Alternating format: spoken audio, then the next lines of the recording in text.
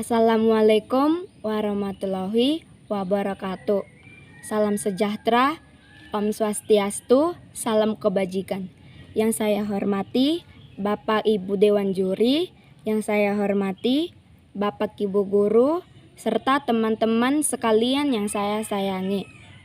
Pertama sekali, marilah kita mengucap syukur kepada Tuhan Yang Maha Esa karena masih diberi kesehatan dan kesempatan sehingga kita dapat berkumpul di tempat ini dalam keadaan sehat. Sebelum saya memulai pidato, izinkan saya memperkenalkan diri. Perkenalkan, nama saya Esra Gutawasilalahi, kelas 9 dari SMP Negeri 4, Dolok Paneribuan. Hadirin yang terkasih, adapun topik pidato yang ingin saya sampaikan dengan tema Mari menggunakan bahasa Indonesia yang baik dan benar dalam bermedia sosial. Seperti yang kita ketahui, bahasa Indonesia itu berfungsi sebagai alat komunikasi. Mengingat fungsi tersebut, sudah sebaiknya bahasa Indonesia kita bina dan kita kembangkan. Hal ini dikarenakan bahasa Indonesia merupakan salah satu jati diri atau identitas bangsa kita sendiri. Namun, seiring berjalannya waktu dan perkembangan berbagai media sosial yang terkait dalam perkembangan teknologi, banyak hal yang sudah mempengaruhi bahasa Indonesia, yang menyebabkan bahasa Indonesia mengalami pergeseran penggunaan khususnya di media sosial. Hadirin yang terkasih, di media sosial banyak manusia yang berinteraksi dari berbagai suku, jenis kelamin, kelompok, dan usia, sehingga penggunaan bahasa pun cukup beragam dan dipengaruhi oleh latar belakang yang berbeda-beda. Setiap media sosial memiliki ciri khas tersendiri, sehingga penggunaannya pun cukup variatif. Hadirin yang terkasih, seiring dengan fakta, penggunaan bahasa Indonesia menjadi beragam. Penggunaan bahasa Indonesia yang awalnya harus memperhatikan kaidah-kaidah bahasa bergeser menjadi penggunaan bahasa tulis yang buruk di media sosial. Misalnya, penulisan status di Facebook, banyak sekali kata yang tidak sesuai dengan kaidah-kaidah bahasa yang tidak baku. Ada beberapa pergeseran yang dapat kita lihat, yakni yang pertama, penggunaan huruf kapital bukan pada tempatnya. Yang kedua, penggunaan angka menggantikan huruf tertentu. Yang ketiga, penambahan atau pengurangan huruf dalam sebuah kata.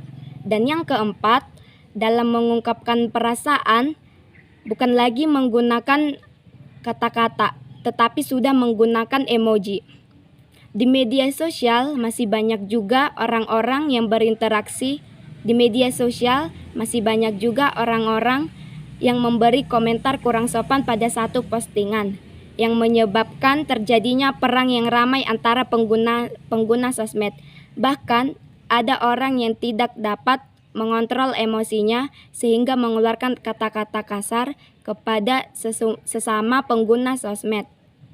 Dapat disimpulkan bahwa pada media sosial penggunaan bahasa Indonesia sangatlah buruk. Jika ini dibiarkan, mungkin lama kemudian kita akan terbiasa menggunakan kata-kata yang tidak sesuai dengan kaidah bahasa dan melupakan cara penulisan yang baik dan benar dalam penggunaan sosial.